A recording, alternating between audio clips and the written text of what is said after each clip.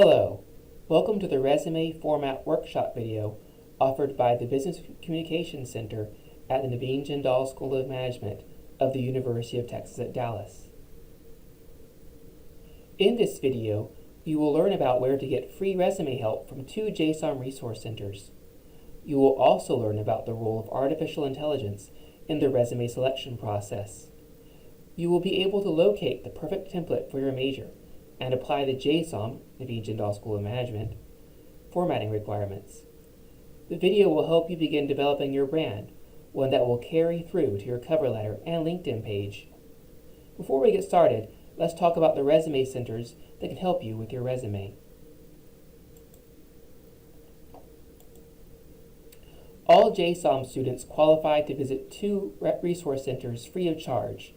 First, the Business Communication Center, or BCC, provides JSOM students with the opportunity for one-on-one appointments with experienced consultants who can help you apply the format requirements and use a formula to write your bullet points. But that's not all the BCC does. It's a writing and presentation resource center exclusively devoted to helping students develop their written and verbal communication skills. After viewing this video, you can schedule an appointment at bcc.utdallas.edu to help you with your resume.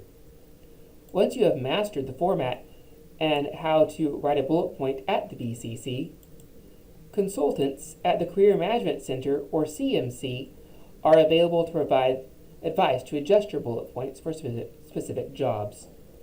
The CMC is a career consulting service. The BCC and CMC are free for all JSOM students. Finally, the Career Center has free resume help too. Remember that the University Career Center is for all UT Dallas students, and some of the advice received may not focus on some of the aspects of resume writing for business school applicants. So, for now, limit your resource centers to just the BCC and the CMC. If a company has over 500 employees nationwide, they're almost certainly using some kind of artificial intelligence to help them process resumes because they receive so many resumes. You will hear this referred to as AI, Applicant Tracking Systems, or ATS, or sometimes just scanners. For every 100 applications that a company receives, only about 25% or so make it through the ATS. Of those 25, only 6 to 4 candidates are likely to be invited to interview, and of those, maybe 1 to 3 make it to the second round. Of course, only one finally gets the job. So your first goal on your resume is to get through the ATS, or the Applicant Tracking System. Remember that 95% of Fortune 500 companies are using an ATS, and about 90% of all companies. Your second goal is to get your resume into Pile A. What does Pile A mean? Well, here's how the resume selection process typically works. My supervisor brings me a stack of resumes and says, here are the resumes the ATS selected for the spring accounting internship. I want to see the strongest 10 by noon tomorrow, and she puts 375 resumes on my desk. The other 1,125 were rejected by the ATS, so I never see them. Well, I can't possibly read each resume thoroughly enough to meet that deadline, so I'm probably going to pre-sort these resumes into 3 different piles: Pile A, Pile B, and Pile C. In Pile A, I will put the resumes I know for sure I want to read. Pile B will be resumes I'll read if I don't get 10 strong resumes in Pile A. Pile C is, of course, the trash. Now, I'm probably going to use one of the 2 methods to pre-sort these resumes into 3 piles. The first method of these 2 is to look at the format. Does the resume look like I can scan it in the 10 seconds I'm going to spend on each resume? If there's too much white space, it may look like that candidate didn't do very much, and that resume may consequently go into Pile B. If there's not enough white space, that is, it looks like there's too much text, some of the sections may look like full paragraphs, and I certainly don't have enough time to scan through full paragraphs, so that resume may go into Pile B or even Pile C. If it's 2 pages, it's definitely going to go into Pile C because I simply don't have time for that. And well, hey, I don't want to know everything this candidate has ever done in their life. I just want to know the most significant things they've done that apply to this particular job that I need to fill. If they can't focus on that and get their resume down to one page, they probably won't be focused on the task I need them to do in this job either. The second method some employers may use to pre-sort is to match the first words in the bullet points on the resume with the skills they need for this job. As they do this, they likely have a magic number in their head. Let's say it's 6 skills, looking for 6 different skills, and they're going to match the skills needed for that job to the words on my resume. So they start circling. The first bullet point begins with analyzed. Yeah, I need someone who has analytical skills, so I'm going to circle or underline or star that particular word. Remember, they're only circling that first word. They're not scanning even the rest of the bullet point or the rest of the resume. That's why that first should be a verb, the verb that reflects the skill that you need to have. The next bullet begins with provided. I'm not even sure what it means to provide something. That's kind of abstract. Provide what? So I'm not sure if that's a match. And well, I've got 375 resumes to select from, so I'm not going to circle that one at all. At the end, if I've circled 6 words, this resume is probably going into pile B, because it did meet my minimum standard requirement. If I circle 7 or more on the resume, well, it could probably go into pile A, because it exceeded my minimum standard requirement. Of course, if I circle fewer than that number I had in my head, let's say 6, well, it's going straight into pile C. Your third goal is to stay into pile A once your resume gets to the human reader. So, if you want your resume to get through the ATS and then be resorted into pile A and finally stay in pile A, this video will help you learn how to achieve those goals. If you want your resume to stay in pile A, you might as well go visit the BCC to learn about the BCC BAM bullet point formula. Want to know what that is? Well, go visit the BCC. So, how do I meet the first goal, to get my resume through the ATS, or the Applicant Tracking System? The Career Management Center has provided templates for you. You can find those on their website. Once you load your resume onto Handshake, which is the platform that employers use to look for and find UTD students they're recruiting for jobs, the CMC will check your resume. If the resume does not meet the CMC's minimum requirements, you will receive an email notifying you that you need to make some changes. Until the CMC accepts your resume, you won't be able to apply for jobs through Handshake, and employers won't be able to see your resume. Once you download the template, you will find the margins are 0.5 to 0.6 inches on the top, bottom, and sides of the resume template. Why is that? Well, margins smaller than 0.5 inches are in the scanner danger zone, because scanners cannot process information outside that 0.5 inches. 1-inch margins are fairly standard for most business documents. But in resumes, we tend to bend the rules a little because of the fast-reading nature of the document and because all the information is to fit on one page.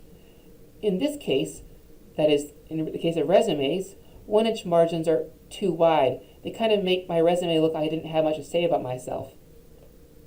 And so everything ends up shoved into the middle. That's not what we want at all.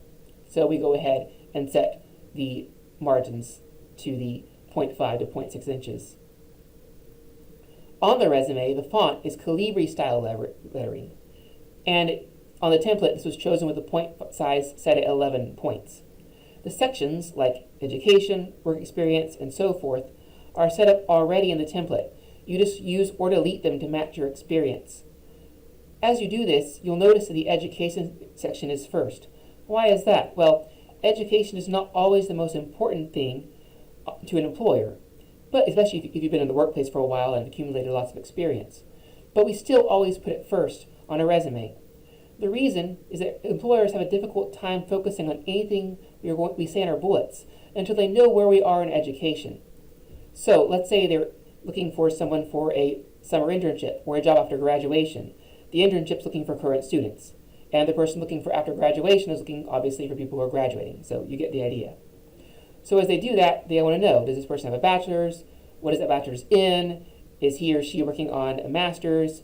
If so, when will he or she finish? And so on. All these things matter in terms of the calendar and scheduling of hires. So it needs to go right at the top so that it gets taken out of the way. Also, of course, some employers are looking for students with particular skills in particular areas, and that would be in your degree information as well. Finally, you will note that the template is quite simple and plain, and this concept is actually extremely critical to ATS selection. The resume template contains no lines or shading across the page. The reason is that most ATSs, or applicant tracking systems, cannot process information as lines or shading. So, if your resume contains all these formatting features, the text will be illegible. In fact, if it contains even some of these formatting features, the text is likely to be illegible to the ATS. ATSs also cannot process information in text boxes, headers, footers, or columns. And don't put your picture on your resume. No matter how awesome your face is, ATSs cannot read images, and your resume will likely end up in the trash. We've got a few ATS tips for you. First, ATS capabilities are different depending on how much the system costs and how the algorithms are written. Each one may function differently, and they're constantly changing. For example, we discovered during the last quarter of 2020 that some ATSs, or applicant tracking systems again, were taking information on sections that did not have the word experience in the actual section heading, for example, education experience, professional experience, and so on, and putting that information at the bottom of the resume. So, we already mentioned that education experience should be at the top. But if the word experience was not in education experience, then that degree information that was important and needs to be at the top was actually ending up at the bottom of the resume, along with additional, less important, less vital information. So to avoid this happening to you, be sure to reformat your section so that the word experience isn't all of them, especially education experience and professional experience. Also, when it comes time to just the technical aspects of saving your document, make sure you reformat your Word document into a PDF, but make sure it's a text PDF and not an image PDF, because ATSs cannot read images. Why do we not want it in a Word document? Well, Word documents sometimes have saving issues and visibility issues from one version of Word to the other, from one computer to the other. Along the same lines, make sure you save your document under a professional sounding name, preferably your name and the word resume, so that just in case they actually can see that your file name is not going to throw them off. Returning back to the actual content, don't forget to use some keywords in your bullet points. By keywords, I mean words that were relevant to your particular context, and the context is the job that you're looking for. So in order to find those keywords that apply to the job you're looking for, you may want to look at the job posting and use a few of the keywords there. However, as you do this, at the same time, be careful not to overdo this advice. Be careful to not simply cut and paste large chunks of the description text and put them straight into your bullet points. This looks uncreative, but also employers will often set the ATS to eliminate exact wording matches on the job description. So just take key words, but not big chunks of text.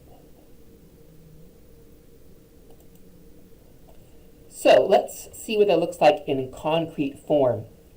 Here are two examples of resumes. From what we just reviewed about scanners, or ATSs, it's obvious that the resume on the left is going to be ATS compliant.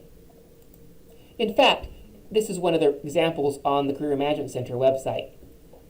The one on the right is from a random resume builder website. This one is called Nova Resume, but there are, of course, many similar resume builder websites. You want to be careful about these, because these resumes will often not be selected during the scanning process. Let's look at why this particular resume would not. In fact, there are several different reasons. It looks as if it's set up in 2 columns, and it's even got a picture. Both of these features, although they look nice, will prevent the resume from being selected. This resume also has lots of boxes and lines. These are very heavy formatting features. That means they're not ATS compliant. The resume on the right may be beautiful, but it's not ATS compliant. You could take it to an interview and slide it across the desk so the interviewer can look at it, but it's not appropriate for submitting electronically to a website where you're applying for jobs or other type of job forum website.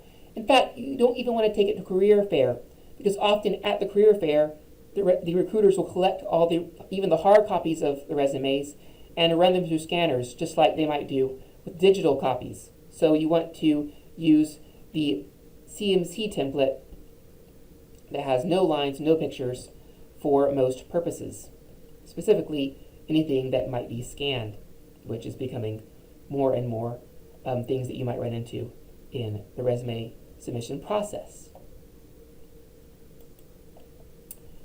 Okay, so let's get into some of the do and don'ts of the resume process and how your resume might link into the other documents in your job application portfolio. If you look at the resume template, the top of the template contains your name, your contact information, and the LinkedIn URL. Your LinkedIn URL. Together, these elements constitute your brand, and you want these to look the same on all your application documents. This will give you the appearance of being organized and consistent. If you have a cover letter, for example, you will use this brand at the top. Your name should be a few points larger than anything else on your resume. On the CMC template, this means the name is set at 16 points. But all the rest of the text should be at 11 points. Of course, your phone, your email, and your LinkedIn URL should be part of your brand. If you have a professional website, you can include that as well. Likewise, you will want to include your city, your state, and your zip code. Why? Well, some employers may sort resumes by zip code, and they might only be selecting resumes from 3 or 4 zip codes and rejecting all the rest. Well, you might say, how about I just don't put one? Well, they might also be rejecting the ones with no zip code because they're only looking for those particular zip codes. So that's why you want to go ahead and put your zip code just so you are in that category, especially if you're applying for jobs in a particular area. Now, what are some don'ts to avoid in your resume? Some of the don'ts to avoid in your resume include your street address. Putting that is not only information we won't be getting to the entire world, it's also just a holdover from days when we had to apply by snail mail through the U.S. Postal Service. Also, most employers are going to be very aware of the classes you need to take to obtain a degree in your field. What does that mean? That means they're going to be very frustrated if you start listing classes on your resume. You're telling them things they already know, you're wasting space on your resume. That means don't just list classes you've taken on your resume. If you did take a class that was not required and you think it's going to be really significant for the job you're applying for, you can list it under the academic project section. You'll see the academic project section on the template. How would you do that? Well, just like you would with a job, you'll develop some bullet points for it. And the bullet points, just like with a job, will indicate the skills that you learned in that particular academic class. If you want to know how to develop those skills into great bullet points, again, go visit the BCC. What's another thing you shouldn't put on there? Don't put hobbies. You will sometimes see this advice, but honestly, hobbies are inappropriate resumes. Not only do they waste valuable space, no one really cares if I make felt hats or even do cool things like I love mountain bike riding. But you know what? I don't put that on my resume because it simply isn't applicable to my current job or most other jobs. Another thing you don't want to put on there is the idea of references. Why not? Well, the employer knows you can supply references if that's requested, and in fact, it will usually be requested in some other part of the application process, so it would simply be wasting space on your resume. So, what next? Your task is now to revise your resume using the CMC template, and then visit the BCC for a one-on-one individual meeting. Again, the CMC is the Career Management Center, the BCC is the Business Communication Center, and these are, again, free services for all Naveen Jindal School of Management, UT Dallas students. Once you arrive at the BCC consultant will double-check your resume format and help you. You can schedule appointments for your cover letter and your LinkedIn profile as well. But you should be aware that BC services are not limited to only job search documents. In fact, you can also get appointments for all your classes, whether written assignments, presentations, or slides. So, come on down to the BCC and make your resume stand out among the competition.